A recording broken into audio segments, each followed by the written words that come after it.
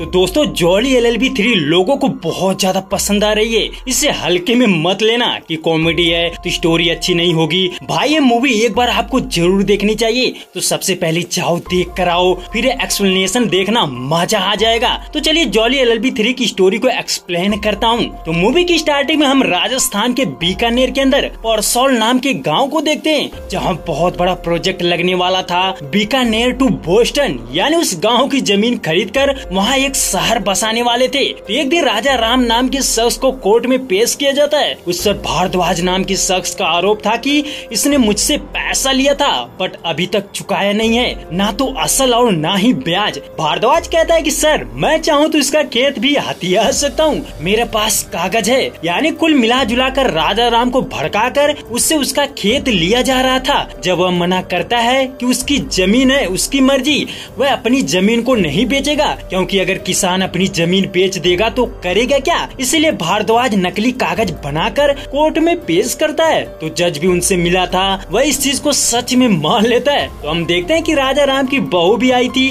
वह कुछ बोलने वाली थी। जज ये कहकर मना करता है कि वह कोर्ट में कैसे आ गई, उसे यहाँ आने का अधिकार नहीं है, उसे बाहर भेज दिया जाता है। सोचो जज की ऐसी सोच थी। राजा राम बहुत रोता है, गिड़गिड़ाता है, बट वह नहीं मानते। जज कहता है कि तुम चाहे हाई कोर्ट जाओ चाहे सुप्रीम कोर्ट, हम नहीं मानेंगे। ये सुनने के बाद राजा राम हार मान जाता है। वह घर आता है, उसका कहना था कि ये जमीन उसके पुरखों ने दी थी, दादा परदादा, फिर वो अपने बेटे को देना चाहता था बट उससे छीन लिया गया, जिससे वह नदी में कूदकर आत्महत्या कर लेता है। वेल ये घटना घटती है 2011 की। अब हम कुछ साल बाद का सीन देखते हैं। दिल्ली कोर्ट के अंदर हम लॉयर जावेद को देखते हैं, जो शशि बाला नाम की एक महिला पे एक आरोप लगाता है कि इसने इस बूढ़े आदमी से शादी की और शादी के 4 दिन बाद पता चला कि ये शशि बाला औरत नहीं बल्कि लड़का है। इसने उनकी जायदाद हड़पने के लिए ऐसा किया था। तभी जज कहता है कि तुम्हारा कोई वकील है? तो हम जगदीश मिश्रा उर्फ जॉली को देखते हैं, जो खिड़की से आता है। उसका कहना था कि उसने कैंटीन वाले का 4 महीने का उधार लिया है, उसका पैसा नहीं भरा है, इसलिए वह कुछ लोगों को वसूलने के लिए रखा है, इसलिए मैं ऐसा आ रहा हूँ। जज कहती है कि इस बार तो अलाउ कर देती हूँ, अगली बार ऐसा नहीं चलेगा। अब जॉली कहता है कि मैम मेरा क्लाइंट एक औरत है, उस पर जो भी आरोप लगाया गया है ना सब झूठ है, अगर आपको विश्वास नहीं हो रहा है तो आप चेक कर लीजिए। जॉली कोर्ट में ही चेक करने को बोलता है। तभी जज उसे रोकती है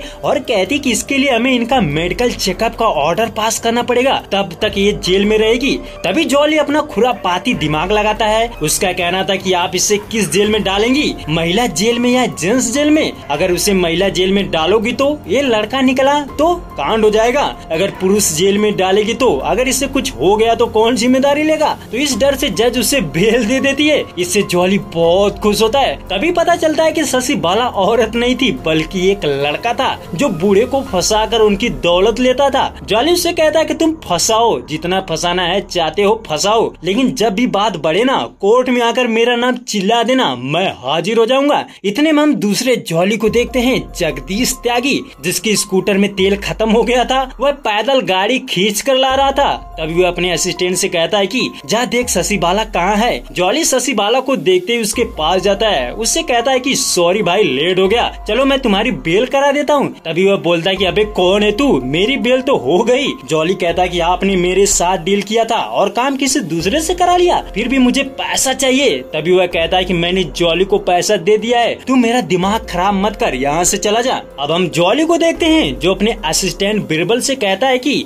बस कुत्ते की तरह कोर्ट में घूमता रहा, कोई भी जॉली को पूछे तो तुरंत मेरे पास लाना। इतने में असली जॉली आ जाता है। वह कहता है कि अबे क्लाइंट चोर, मेरे क्लाइंट को चोरी करता है तू। जॉली उसका चैम्बर तोड़ने की कोशिश करता है। तभी नकली जॉली पूजा करने लगता है। अब असली जॉली सभी लोगों को इकट्ठा करता है। उसका कहना था कि अगर तुम नहीं माने तो तुम्हारा लाइसेंस रद्द कर दिया जाएगा। अब जॉली उनसे बात करता है। उसका कहना था कि कोई मेरा नाम लेते हुए मेरे पास आएगा तो मैं क्या करूँगा, इससे दिक्कत है तो ये अपना नाम बदल देना। तभी असली जॉली भड़क जाता है। सब मिलकर फैसला लेते हैं कि जॉली ने जितना फीस लिया था ना उसमें से आधा इसे दे दो। तो डील 5000 की हुई थी। जॉली को 2500 देना पड़ता है। उसके बाद शाम को जॉली वन अपनी वाइफ से मिलने जाता है जिसका नाम था संध्या। वह एनजीओ के लिए काम करती थी। हम देखते हैं कि वह किसान भाई लोग आंदोलन कर रहे थे। वह 100 किलोमीटर पैदल चल कर आए थे। तभी एक लक्ष्मी नाम की महिला जॉली को ये बताती है कि तुम मेरा एक काम करोगे, राजस्थान से कुछ किसान लोग आ रहे हैं जिनकी जमीनें ले ली गई है बट उनको मुआवजा नहीं मिला, इसलिए तुम कोर्ट में पिटीशन फाइल करना है। अब जॉली वन हाँ बोल देता है बट उसके दिमाग में कुछ तो चल रहा था। तो नेक्स्ट मॉर्निंग हम जॉली 2 को देखते हैं जो सुबह सुबह कोर्ट आता है। वह देखता है कि 40 लोग बैठे थे तो वह उनके पास जाता है, उनसे पूछता है कि आप लोग यहाँ क्यों बैठे हैं। तभी वो बताते हैं कि हम राजस्थान से आए हैं, हमें कोर्ट में दरख्वास्त लगानी है। जॉली खुश होता है। वह कहता है कि जितने लोग हैं ना उतने दरख्वास्त लगाएंगे जिससे कोर्ट पर प्रेशर ज्यादा बढ़ेगा।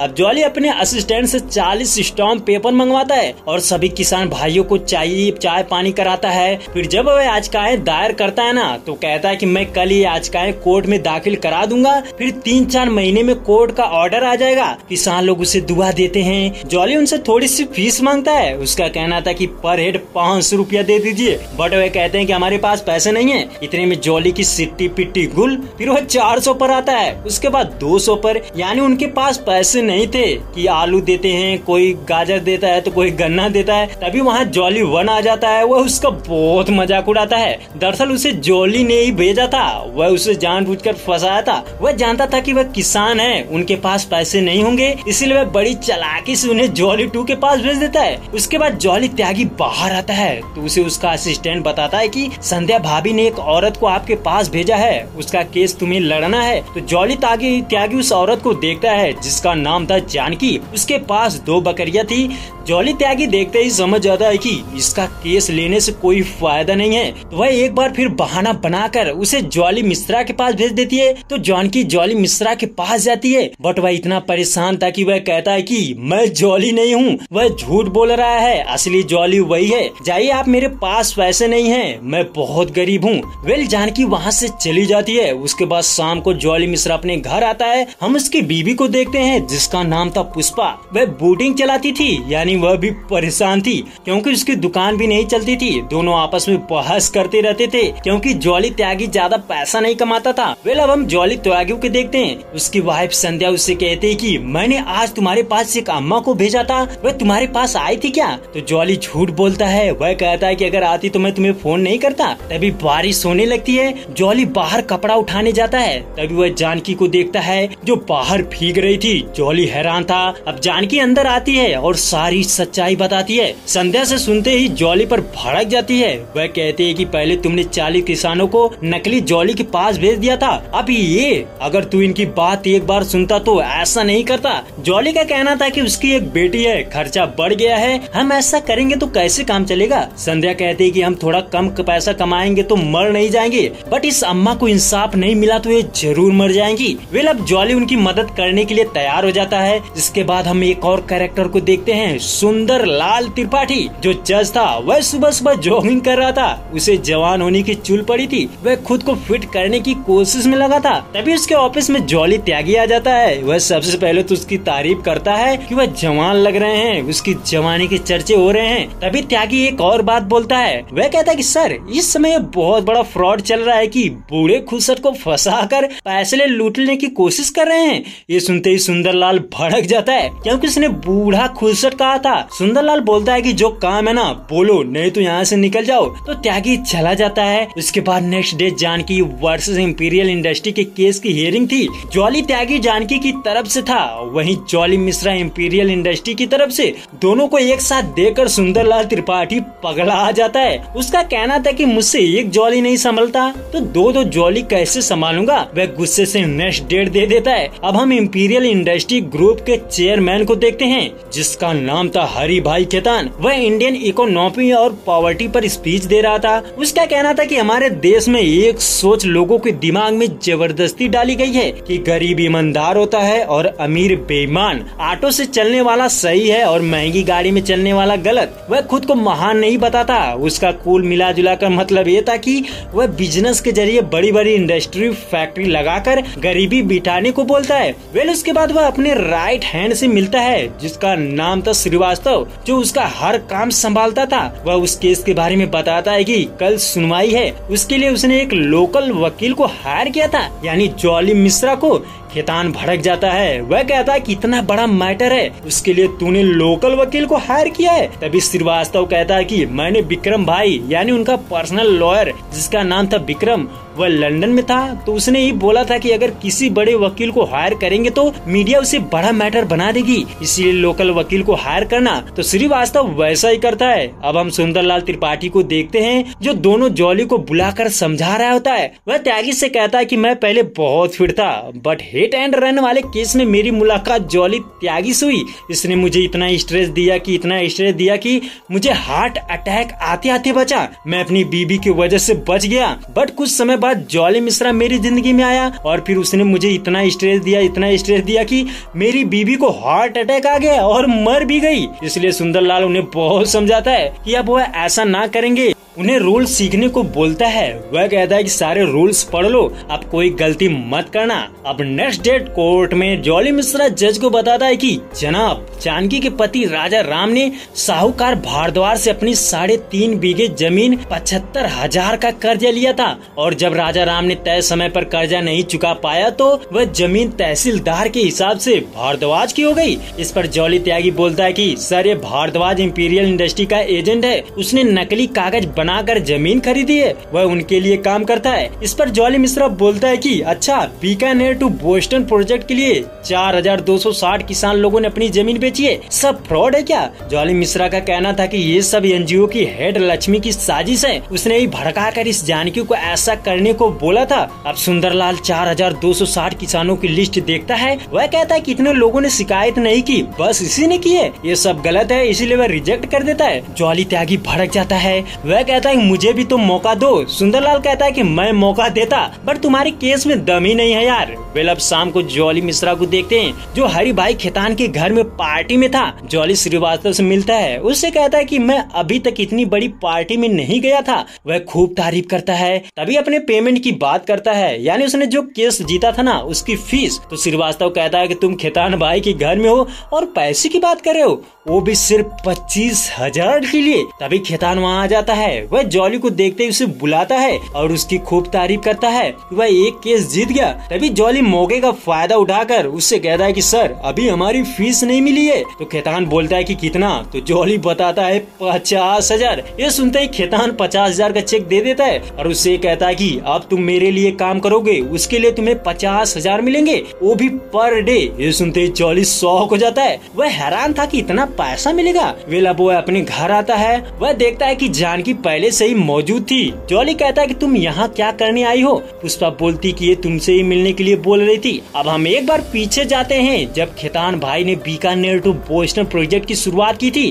तो हम देखते हैं कि वह परसौल गांव में भूमि पूजन के लिए जाता है, वहाँ उसका खूब स्वागत किया जाता है। पर दूसरी तरफ परसौल गाँव के किसान काला झंडा से विरोध कर रहे थे, क्योंकि राजा राम ने आत्महत्या की थी, तो वह खेतान को वापस जाने को बोलते हैं। ये सुनकर खेतान बहुत गुस्सा हो जाता है, वह वहाँ से चला आता है और फिर अब घर आते ही उसको सबको बहुत डांटता है। दरअसल उसे पता नहीं था कि क्या हुआ था। वह उनसे इस बारे में पूछता है। भारद्वाज उसे बताता है कि सर, राजा राम का उसकी बहू के साथ अफेयर था, एक दिन वह पकड़े गए जिससे अब उसने आत्महत्या कर ली। ये सुनते ही खेतान समझ जाता है कि ये लोग झूठ बोल रहे हैं। वह कहता है कि पैसा कमाओ, बट किसी की बहन बेटी पर झूठा इल्जाम लगाकर मत लगाओ। उसका कहना था कि हमारे प्रोजेक्ट का दूसरा फेज परसौल गांव से शुरू होने वाला है, अब हम किस मुंह से वहां जाएंगे? उसके बाद खेतान परसौल गांव जाता है, वह जानकी से माफी मांगता है, उससे कहता है कि मुझे उनकी मौत का बहुत दुख है, इसलिए आप ये 10 लाख रुपए का चेक ले लीजिए, ये छोटी सी मदद है। जानकी चेक को हाथ में लेकर फाड़ देती है। उसका कहना था कि अगर मदद ही करनी है तो जमीन वापस कर दो। इस पर खेतान गुस्सा हो जाता है, वह कहता है कि अगर चेक फाड़ने से पहले ये बोला होता तो शायद मैं कर देता, बट अब नहीं। वह गुस्से से वहाँ से निकल जाता है, पर जब मीडिया उसे परेशान करती है तो वह कहता है कि हमारे लोगों ने किसी भी किसान भाई पर दबाव नहीं डाला था। रही बात राजा राम की, तो वह उसकी बहू के साथ संबंध था, इसीलिए उसने प्रेम में जान दे दी थी। यानी खेतान यहाँ पर उसे बदनाम कर देता है, जिससे ये खबर मीडिया के जरिए वायरल हो जाती है, जिसके चलते राजा राम की बहू खुदकुशी कर लेती है। ये देखकर जानकी की रूह कांप जाती है। अब वह अकेली थी तो कहानी फिर से प्रेजेंट टाइम में आती है। जानकी कहती कि मैं झूठी नहीं हूँ और अपनी दूसरी बकरी उसके पास छोड़कर चली जाती है। अब next day Srivastava Bikaner to Boston project के बारे में सबको बता रहा होता है। वह कहता है कि ये खेतान भाई का प्रोजेक्ट नहीं है बल्कि एक सपना है, चाहे जो भी हो जाए इसे रोक नहीं सकता है। तभी वहाँ पर जॉली मिश्रा आ जाता है। वह गुस्से से बोलता है कि श्रीवास्तव तूने मुझे सच्चाई क्यों नहीं बताई, तुमने मुझसे क्यों छुपाया। इतने में वहाँ खेतान भाई आ जाता है। वह जॉली को पकड़कर एक ऑफिस में ले जाता है। उससे कहता है कि ये ऑफिस आज से तुम्हारा है। पता है तुम्हें तुम्हारे टैलेंट से ज्यादा मुझे तुम्हारा एटीट्यूड पसंद आया, क्योंकि उस दिन तुमने 25,000 के अलावा 50,000 मांगा था। तुम्हें जरा सा भी डर नहीं लगा कि मुझे पता चलेगा तो मैं क्या करूँगा। खेतान कहता है कि जॉली साहब एक बात बोलूं, आपने पोटेंशियल को इमोशन के सस्ते दामों में मत बेचो। तभी जॉली कहता है कि सर मैं तो बिक गया और एडवांस भी ले लिया हूँ। इतने में खेतान कहता है कि तो ये बोलो ना। वह चेक मंगवाता है और जॉली से कहता है कि जितना भी पैसा चाहिए बोल दो मैं दे दूंगा। तभी जॉली बोलता है कि आपकी नेटवर्थ कितनी है, तो उसे बताया जाता है कि 38,000 करोड़। जॉली कहता है कि ठीक है 17,000 करोड़ लिख दीजिए, क्योंकि जिसने मुझे पैसा दिया है ना उसने अपने नेटवर्थ का 50% दिया है, इसलिए तुम भी 50% दे दो। ये सुनते ही खेतान की हवा टाइट हो जाती है। जॉली उसे ठुकरा देता है। खेतान बोलता है कि तुम बहुत पछताओगे। जॉली बोलता है कि पछताओगे तो तू, अब देख मैं क्या करता हूँ। अब खेतान श्रीवास्तव से बोलता है कि तुम्हें अब दोनों जॉली पर नजर रखनी पड़ेगी कि आखिर ये क्या करते हैं। उसके बाद हम जॉली मिश्रा को देखते हैं जो रेलवे स्टेशन पर जानकी का पीछा कर रहा था। तभी से जॉली त्यागी देख लेता है। वह कहता है कि तू मेरे क्लाइंट का पीछा क्यों कर रहा है। जॉली मिश्रा बोलता है कि मेरे घर अम्मा आई थी, मुझे उनके बारे में सब कुछ पता है, मैं उनसे माफी मांगने आया हूँ। त्यागी कहता है कि तू झूठ बोल रहा है, तू कब से सुधर गया। तभी जानकी आ जाती है। वह कहती है कि मैंने ही उसे बुलाया है, क्योंकि अगर खेतान से लड़ना है तो मुझे दोनों जॉली चाहिए। उसके बाद नेक्स्ट डे खेतान एक कार रेसिंग फंक्शन रखता है। वह कहता है कि ये बीकानेर टू बोस्टन प्रोजेक्ट का पहला कदम है, अब से हम बहुत आगे जाने वाले हैं। तो कार रेसिंग स्टार्ट होती है। तभी हम देखते हैं कि वहाँ दोनों जॉली ऊँट लेकर आ जाते हैं। यानी वह इसलिए ये बताना चाहते थे कि राजस्थान के अंदर गांव में ऊँट ही अच्छे लगते हैं। वह वहाँ की कल्चर को बताने की कोशिश करते हैं। तो रेस रुक जाती है। इससे खेतान बहुत गुस्सा होता है। उसके बाद वह अपने पर्सनल लॉयर विक्रम को बुलाता है जो लंदन में था। उसके आते ही खेतान उसे इस केस के बारे में बताता है। विक्रम कहता है कि अगर आपने ऐसा बोला था तो आप बोल दीजिए कि मैं गुस्से में था, जोश में था, जोश में आकर बोल दिया, अब ऐसा नहीं होगा, सॉरी बोल दीजिए। तभी खेतान कहता है कि देख मेरे भाई, बात प्रॉफिट लॉस का नहीं है, बात मेरी इज्जत का है। तू कोर्ट संभाल, बाकी सब मैं देख लूंगा। वेल विक्रम श्रीवास्तव से मिलता है। उससे कहता है कि मुझे केस की हर एक डिटेल और इन्फॉर्मेशन मेरे टेबल पर होना चाहिए, कुछ भी छूटना नहीं चाहिए। इसके बाद हम सुंदरलाल को देखते हैं जो चंचल नाम के ऑफिसर के पीछे पड़े थे। वह रोज किसी न किसी बहाने थाने आ जाते थे। तो आज उनका जूता चोरी हो गया था। सुंदरलाल बोलता है कि मैं जिम जाता हूँ। तो जिम से जब वापस आया तो देखा जूता चोरी हो गया। चंचल कहती है कि छोटी मोटी चीजों का FIR नहीं लिखते हैं, कोई बड़ी चीज चोरी हो गई है तो बताओ। तभी सुंदरलाल बोलता है कि दिल। ये सुनते ही मैडम शॉक। अब सुंदरलाल वैलेंटाइन डे पर उसको डेट के लिए बुलाता है। उसके बाद हम देखते हैं कि ये दिक्कत होती है कि जानकी के केस को लड़ेगा कौन। दोनों जॉली आपस में भिड़ जाते हैं। त्यागी कहता है कि ये केस मैंने रीओपन करवाया था, इसलिए इनका वकील मैं हूँ। तो जॉली मिश्रा मान जाता है। बट अब कोर्ट का सीन देखते हैं। विक्रम जज से ये कहता है कि सर ये सब हरि भाई खेतान के बिजनेस को डैमेज करने की चाल है। विक्रम का कहना था कि इंपीरियल इंडस्ट्री के खिलाफ इनके अलावा किसी ने भी याचिका दायर नहीं की है, सिर्फ इन्हीं को दिक्कत क्यों हो भाई। तभी त्यागी कहता है कि सिर्फ जानकी नहीं बल्कि 40 लोग और ने याचिका दायर की है। अब वो 40 लोग आते हैं। विक्रम देखकर हिल जाता है। वह कहता है कि मुझे इनकी याचिका देखनी है। तो सुंदरलाल कहता है कि ठीक है भाई देख लो। तभी विक्रम उनकी याचिका देखकर ये बताता है कि सर इन 40 लोगों का इस केस से लेना देना नहीं है, क्योंकि इनकी जमीन 1 साल पहले ही खरीद ली गई थी, तो तब इनको कोई प्रॉब्लम नहीं हुई, तो आज क्यों हो रही है। ये सुनते ही त्यागी बोलता है कि सर इसमें सब मिले जुले हैं, डीएम ने भी पैसा का है। ये सुनते ही सुंदरलाल त्यागी पर भड़क जाता है। वह कहता है कि तुम डीएम सर को ऐसे बोलोगे, कहाँ लिखा है ये कि मिले हैं। तभी सुंदरलाल त्यागी का मजाक उड़ाकर ये बोलता है कि तुम्हें ठीक से तो लिखना आता नहीं है, पिटिशनर को प्रिजनर लिखा है और डिस्ट्रिक्ट कोर्ट को डिस्को कोर्ट लिखा है। ये सुनते ही सभी हंसने लगते हैं। तभी जॉली मिश्रा भी खूब हंस रहा था। ये चीज त्यागी को बहुत बुरा लगती है। सुंदरलाल विक्रम से कहता है कि थैंक्स सर, ये चीज आपने शीशे की तरह साफ कर दिया। विक्रम कहता है कि सर आप ऑर्डर दे दीजिए, तभी सुंदरलाल मना करता है। उसका कहना था कि इतना जल्दी मैं ऑर्डर नहीं दे सकता क्योंकि अभी मुझे ठीक से पढ़ना होगा, फिर सीनियर से बात करूंगा, उसमें टाइम लगेगा। तो सुंदरलाल नेक्स्ट डेट दे देता है। आगे देखते हैं कि सुंदरलाल का असिस्टेंट उससे कहता है कि सर ये पहली बार हुआ कि आपने आर्ग्यूमेंट खत्म होने के बाद भी ऑर्डर पास नहीं किया, ऐसा क्यों?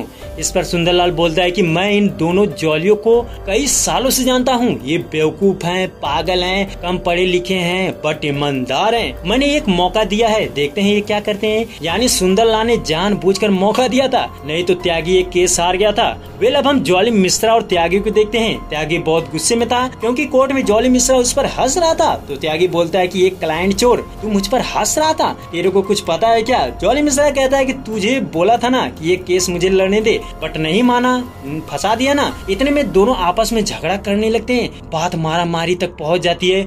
दोनों इस तरह लड़ते हैं, ये देखकर चीज वायरल हो जाती है कि दो लायर कुत्ते की तरह लड़ रहे थे। इधर खेतान डीएम पर भड़क जाता है। उसका कहना था कि उसे हर हाल में परसौल गांव चाहिए, चाहे जो भी हो जाए। डीएम थोड़ा घबराए हुए था। उसका कहना था कि अभी मैटर थोड़ा गंभीर चल रहा है, इतनी जल्दी नहीं हो पाएगा। इधर देखते हैं कि मारपीट करने की वजह से दोनों जॉलियों की पत्नियां उन्हें डांटती हैं कि दोनों एक दूसरे की मदद करने की बजाय आपस में लड़ रहे हैं। उनका कहना था कि अगर तुम लोग जानकी अम्मा का केस हारे तो हम तुमसे बात नहीं करेंगे। तो दोनों जॉली एक दूसरे से माफी मांगते हैं कि एक साथ वैलेंटाइन की रात होटल में जाते हैं। वह वहाँ तो पता चलता है कि वहाँ जगह नहीं थी, यानी उन्होंने पहले बुकिंग नहीं किया था। तो पुष्पा जॉली पर गुस्सा करती है। वह कहती कि पहली बार तो हम इतने अच्छे होटल में आए हैं, वो भी जगह नहीं मिली। तभी जॉली देखता है कि साइड में सुंदरलाल चंचल मैम के साथ बैठा हुआ था, वह उन्हें प्रपोज भी करता है और वह मजे में थे। पर जब जॉली उसे देखता है तो उसके अंदर एक आइडिया आता है। वह उनके पास जाते हैं और कहते हैं कि सर हमें थोड़ी सी जगह दे दीजिए, नहीं तो हम कहाँ जाएंगे। हालांकि सुंदरलाल मानने को तैयार नहीं था, पर चंचल उसे मनाती है। अब दोनों जॉली अपनी वाइफ के साथ बैठकर एक साथ खाना खाते हैं। तभी वह खाना खाकर चोरी से निकल जाते हैं और जॉली को टोपी पहना देते हैं, यानी 24,000 का बिल अकेले सुंदरलाल भरता है। उसके बाद हम देखते हैं कि परसौल गाँव का मुखिया डीएम से ये बताता है कि वह लोग मान नहीं रहे हैं, इसलिए हमें इमरजेंसी कहकर कुछ करना पड़ेगा। तो वह प्लान बनाते हैं कि फोर्स लेकर जाएंगे और जब नहीं मानेंगे तो लाठी चार्ज करेंगे। तो हम देखते हैं कि दोनों जॉली गांव वालों को समझा रहे थे कि हमें हर हाल में पीछे नहीं हटना है। तभी डीएम फोर्स के साथ आ जाता है। वह घर को गिराने की बात करता है, बट गांव वाले नहीं मानते। जॉली मिश्रा उनको समझाता है कि हमें लड़ना नहीं है क्योंकि ये लोग चाहते हैं कि हम हिंसा करें, बट हम ऐसा नहीं करेंगे। लेकिन इधर इन लोगों ने एक प्लान बनाया था कि डीएम को ही शूट करवा देंगे, जिससे सारा इल्जाम गाँव वालों पर लग जाएगा। एक शूटर डीएम को गोली मार देता है, फिर हंगामा शुरू हो जाता है। पुलिस वाले गांव वालों को बहुत मारते हैं। वहीं जॉली उस शूटर का पीछा करता है, बट उसे भी मार दिया जाता है। उधर गांव वाले बुरी तरह जख्मी थे। जॉली त्यागी भी घायल था। मिश्रा सबको हॉस्पिटल ले जाता है, वह बहुत दुखी था। उसके बाद नेक्स्ट डे कोर्ट में सुंदरलाल कैमरे लगवा रहा था क्योंकि ये हियरिंग लाइव होने वाली थी। वह मैम को कॉल करके ये बताता है कि मैं लाइव आने वाला हूँ, प्लीज आप देखिएगा। वेल अब जॉली जानकी को लेकर कोर्ट में पहुँचता है। वहाँ इस बार खेतान भी आता है। तो कोर्ट में हियरिंग शुरू होती है। विक्रम कहता है कि सर उस दिन ही फैसला हो गया था, बट आपने ऑर्डर नहीं दिया। अब कल जो कांड हुआ है ना, इसके लिए मैं बहुत बुरा फील कर रहा हूँ। तभी सुंदरलाल कहता है कि सपोर्ट तो करना पड़ेगा यार, क्योंकि 9 लोगों की जान गई है। इसके बाद विक्रम सबसे बड़े इकोनॉमिक्स रिसर्चर को बुलाना चाहता हूँ, मिलिंद देसाई, जिन्होंने बीकानेर के इकोनॉमिक्स पर भी रिसर्च किया था। उन्हें रिसर्च के दौरान क्या पता चला, ये सुन लीजिए। अब मिलिंद देसाई को बुलाया जाता है। उसका कहना था कि किसान अगर खेती ही करेगा तो सरवाइव नहीं कर पाएगा, वह गरीब की गरीब ही रहेगा और सुसाइड रेट खत्म नहीं होगी। इसीलिए अगर वहाँ इंडस्ट्री बन जाती है तो डेवलपमेंट हो जाएगा, तो वही किसान किसानी छोड़कर बहुत पैसे कमाएगा और तो और वह अपना पैसा शेयर मार्केट में लगाएगा तो खेती से ज्यादा उससे प्रॉफिट मिलेगा। तो ये तो रही रिसर्चर की बात। अब विक्रम बताता है कि सर हमारे देश में एक प्रॉब्लम ये है कि लोग डेवलपमेंट के नाम से डरते हैं। सर हम कोई भी महंगी चीज खरीदते हैं तो क्यों विदेश से मंगाते हैं, वो चीज हमारे यहाँ क्यों नहीं मिलती। उसका कहना था कि अगर ये इंडस्ट्री लगेगी तो हमारे देश का किसान गरीब नहीं रहेगा करेगा, वह महंगी से महंगी गाड़ियों में घूमेगा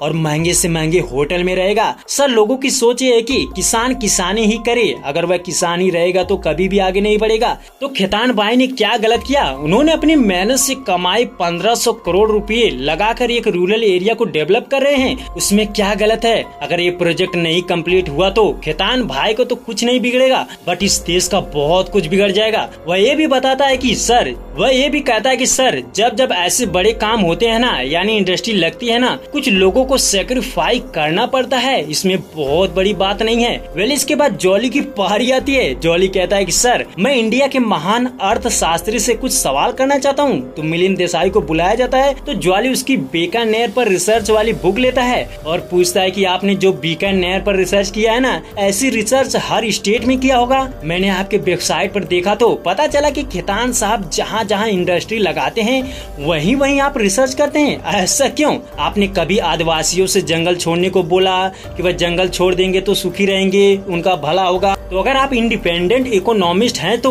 आप इनके काम पर ही क्यों रिसर्च करते हैं? फिर जॉली ये भी बताता है कि इन्होंने खेतान भाई से रिसर्च करने के लिए 26 करोड़ लिए थे। इसका मतलब ये है कि खेतान भाई कोई इंडिपेंडेंट एक्सपर्ट नहीं है, बल्कि इंपीरियल इंडस्ट्री के एजेंट है। ये सुनते ही विक्रम भड़क जाता है। वह कहता है कि इतने सम्मानित आदमी को ऐसे बुला रहा है। फिर जॉली कहता है कि अच्छा ठीक है, एजेंट शब्द वापस लेता हूँ, ये इंपीरियल इंडस्ट्री के दलाल हैं। इस पर भी लोग हंसने लगते हैं। जॉली का कहना था कि सबसे पहले मिलिंद देसाई उस जगह की रिसर्च करता है जहाँ इंडस्ट्री लगानी होती है। वह गांव के हर एक घर के बारे में डिटेल निकालते हैं कि कौन सबसे ज्यादा जरूरतमंद है। फिर धीरे धीरे करके उनकी जमीन खरीद लेते हैं और जो नहीं मानता है नकली कागज बनाकर उसकी जबरदस्ती जमीन छीन लेते हैं। और यही चीज मेरे क्लाइंट जानकी के साथ हुआ है। अब जॉली विक्रम को बोलता है कि तूने बोला था कि हरि भाई खेतान इस प्रोजेक्ट में 1500 करोड़ लगा रहे हैं, वो भी अपनी कमाई के। अब मैं इस पर हंसू की रहूं। तभी जॉली बताता है कि सर हरि भाई खेतान ने इस प्रोजेक्ट के लिए हर बैंक से 200, 400, 500 करोड़ लोन लिया है। यानी अभी तक उन्होंने जितने भी इंडस्ट्री बनाई है ना, सब लोन पर है। और ये सब पैसा किसका है? जनता का तो है ना। उसके बाद जॉली ये भी बताता है कि जनाब जब हमारा देश भूखा था ना, तो सभी लोग किसान भाइयों के पास हाथ जोड़कर गए थे कि हमारी मदद कर दो। तब जाकर किसान भाइयों ने ग्रीन क्रांति लाई थी। यानी हर बार किसान भाइयों ने हमारी मदद की है। हमारे देश में तो एक चपरासी की सैलरी बढ़ गई है, बट एक किसान की आय वैसी की वैसी है, ऐसा क्यों? फिर जॉली ये बताता है कि सर ये बात सिर्फ ईगो की वजह से यहाँ तक बढ़ी है। खेतान भाई को सिर्फ इतना बर्दाश्त नहीं हुआ है कि एक महिला ने 10 लाख का चेक फाड़ दिया। जॉली कहता है कि खेतान भाई तुम्हें जमीन चाहिए ना, मैं वादा करता हूँ कि तुम्हें सारे किसान भाइयों की जमीन दिलवा दूंगा। बस आपको ये काम करना है कि आप इस बीकानेर वाले प्रोजेक्ट में किसानों को शेयर होल्डर बना दीजिए। बस उन्हें एक पैसा नहीं चाहिए। बोलो मंजूर है? खेतान कुछ नहीं बोलता, उसकी हवा टाइट थी। जॉली कहता है कि सर मेरी ये रिक्वेस्ट है कि स्कूलों में एग्रीकल्चर फार्मिंग सब्जेक्ट कंपलसरी करवा दीजिए, नहीं तो इन अमीरों को पता नहीं चलेगा कि खाने वाला अनाज कहाँ से आता है। तभी विक्रम उठकर बोलता है कि सर बहुत हो गया भाषण, अब फैसला सुनाइए। अब जॉली कहता है कि सर एक विटनेस पेश करना चाहता हूँ, प्लीज इजाजत चाहिए। विक्रम मना करता है, बट सुंदरलाल कहता है कि ठीक है बुलाओ, सुन लेते हैं ना इनका विटनेस क्या कहता है। तभी जॉली बताता है कि वह रास्ते में है, मुझे 10 मिनट चाहिए। तो सुंदरलाल मना करता है। वह कहता है कि नहीं भाई टाइम नहीं है, मैं नहीं दे सकता, मैं फैसला सुनाने जा रहा हूँ। जॉली नौटंकी करने लगता है और फिर जैसे तैसे 10 मिनट के लिए मना लेता है, बट इस चीज से खेतान गुस्सा हो जाता है। वह सुंदरलाल पर भड़क जाता है, उसे बोलता है कि किस जोकर को जज बना दिया यार। यानी वह बहुत कुछ भला बुरा बोलता है, जिससे सुंदरलाल भी गुस्सा हो जाता है। वह कहता है कि अब कुछ भी मेरे बारे में बोले तो मैं बर्दाश्त नहीं करूंगा। फिर वह सबको 10 मिनट के लिए ब्रेक दे देता है, बट खेतान को वहीं पर बैठने को बोलता है। वह कहता है कि अगर एक भी शब्द बोला तो तेरे को जेल में डाल दूंगा, बेल भी नहीं मिलेगी। वेल अब ब्रेक हो जाता है। उसके बाद हम देखते हैं कि जॉली त्यागी डीएम को लाता है जिससे गोली लगी थी। वह इस हालत में भी गवाही देने के लिए तैयार था। तो डीएम कोर्ट में ये बताता है कि जितनी भी लोगों ने किसान भाइयों से जमीन खरीदी थी सभी इंपीरियल इंडस्ट्री के एजेंट थे और मैंने भी इस काम के लिए रिश्वत ली थी। और वह ये भी बताता है कि मेरे ऊपर किसान भाइयों ने नहीं बल्कि ये गोली एमएलए ने चलवाई थी, क्योंकि जो गोली उसे लगी थी ना वह एमएलए के नाम से रजिस्टर्ड थी। ये सुनते ही सबको समझ आ जाता है कि खेतान फ्रॉड करके जमीन हथिया रहा था। तो सुंदरलाल बोलता है कि ठीक है आगे कुछ बोलना है। तो जॉली मिश्रा कहता है कि सर आगे अब मैं जॉली त्यागी को बोलने का मौका देना चाहता हूँ, यानी मेरी तरफ से अब ये लड़ेगा। तो जॉली कहता है कि सर मैंने इंटरनेट पर विक्रम सर का स्पीच सुना, उनका कहना था कि इंडिया रेसिंग कार में बैठकर तेजी से आगे बढ़ना चाहता है, इसके लिए कुछ सेक्रीफाई भी करना जरूरी है। इसके बाद जॉली ये बताता है कि जनाब, मैंने एक आर्टिकल पढ़ा था कि दिल्ली में सरकार इंटरनेशनल इकोनॉमिक सेंटर बनाना चाहती है। उसके लिए जितनी जमीन चाहिए थी वह मिल गई, बट कुछ घरों को छोड़कर अब वह उन घरों की तस्वीर दिखाना चाहता था। तो जॉली सबसे पहले खैतान के आलीशान घर की तस्वीर दिखाकर कहता है कि सर, सरकार को प्रोजेक्ट के लिए ये घर चाहिए, क्या ये अपना घर देश की भलाई के लिए देंगे? वह खैतान से भी पूछता है कि कहता है कि ये घर दे दीजिए, इतने ना जाने कितने घर होंगे आपके पास, ये चला जाएगा तो फिर भी आपको कोई फर्क नहीं पड़ेगा। इस पर खैतान कुछ नहीं बोलता, वह तस्वीर फाड़ देता है। उसके बाद जॉली विक्रम का फार्म हाउस दिखाकर ये बोलता है कि अगर सरकार को ये घर भी मिल जाएगा तो फिर भी काम चला जाएगा, तो क्या वह इस घर को देंगे? वह विक्रम से भी पूछता है, वह कुछ नहीं बोलता। इसके बाद जॉली जज का घर दिखाकर बोलता है कि ये भी घर उस एरिया में है, क्या आप अपना घर देंगे? तो सुंदरलाल बोलता है कि भाई, मैं क्यों दूंगा, मेरा घर मेरी मर्जी। जॉली कहता है बस यही तो केस है, खैतान की मर्जी का वैल्यू है, विक्रम की मर्जी का वैल्यू है, आपके मर्जी का वैल्यू है, बट किसान की मर्जी का वैल्यू क्यों नहीं? वह अपनी जमीन नहीं बेचना चाहता तो नहीं बेचेगा, उसकी मर्जी। वेल, अब सुंदरलाल ये फैसला सुनाता है इस प्रोजेक्ट को बंद किया जाए और जितने भी किसान भाइयों की जमीन ली गई है ना, उसे वापस करे और राजा राम की आत्महत्या के पीछे जितने भी लोग जिम्मेदार हैं उनको कड़ी से कड़ी सजा मिलेगी। तो कुछ इस तरह जानकी को इंसाफ मिलता है और इस प्रोजेक्ट को बंद कर दिया जाता है। परसौल गांव के लोग दोनों जॉलियों को खूब स्वागत करते हैं। तो कुछ इस तरह इसकी कहानी का द एंड हो जाता है।